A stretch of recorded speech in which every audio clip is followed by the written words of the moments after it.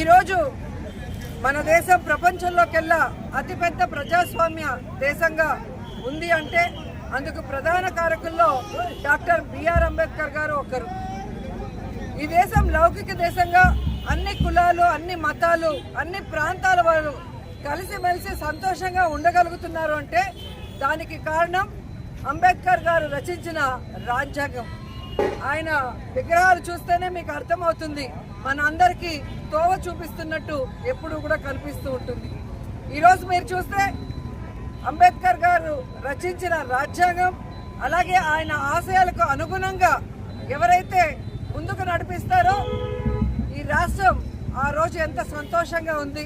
జగనన్న 5 ఏళ్లు ముఖ్యమంత్రిగా ఉన్నప్పుడు మరి అంబేద్కర్ గారి ఆశయాలకు అనుగుణంగా ఎస్సీ, ఎస్టీ, బీసీ, మైనారిటీ మహిళలకి అన్నిట్లో సమాన అవకాశాలు ఇచ్చి పేదరికంలో నుంచి వారిని ఎలా బయటికి తీసుకురావడానికి అటు సంక్షేమ పథకాలతో ఇటు అభివృద్ధి కార్యక్రమాలతో అన్నీ కూడా కల్పించడం మనం చూస్తున్నాం. కానీ ఈరోజు చంద్రబాబు నాయుడు గారు ముఖ్యమంత్రి అయిన తర్వాత అంబేద్కర్ గారిని గౌరవించడం లేదు, ఆయన రచించిన రాజ్యాంగాన్ని కూడా గౌరవించడం లేదు.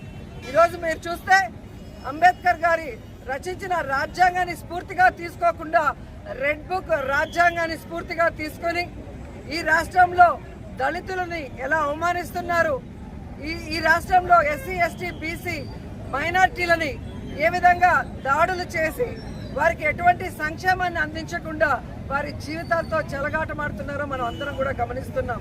మళ్ళీ మనకి మంచి రోజులు రావాలి. ఏదైతే అంబేద్కర్ గారు కోరుకున్నారో సమాజం, వెనుకబడిన వర్గాలన్నీ కూడా అభివృద్ధిలోకి రావాలి అని, అది రావాలి అంటే మళ్ళీ మనం జగనన్నని గెలిపించుకొని అంబేద్కర్ గారి ఆశయాలకు అనుగుణంగా ఆయన కోరుకున్న విధంగా మనం ముందుకు నడవాలని కూడా కోరుకుంటున్నాను. ఈరోజు మీరు చూస్తే అంబేద్కర్ గారు రచించిన రాజ్యాంగాన్ని ఎన్ని తరాలు మారినా దాన్ని ఆచరించాల్సిందే. ఎందుకంటే ఆయన యొక్క ముందు చూపు కానీ ఆయన యొక్క తెలివితేటలు కానీ అంత గొప్పవి అని నేను మనస్ఫూర్తిగా నమ్ముతున్న వ్యక్తిని. ఎందుకంటే ఆయన ఏ ఒక్క కులానికో ప్రతీక కాదు, ఆయన నిండు భారతదేశానికి ప్రతీక. సో ఆయనని మనం అందరం కూడా గౌరవించుకోవాల్సిన రోజు ఈరోజు. అలాగే ఆయన ఆశయాలకి అనుగుణంగా మనం కలిసికట్టుగా ముందుకు వెళ్లాల్సిన రోజు అని కూడా అందరికీ తెలియజేసుకుంటున్నాను.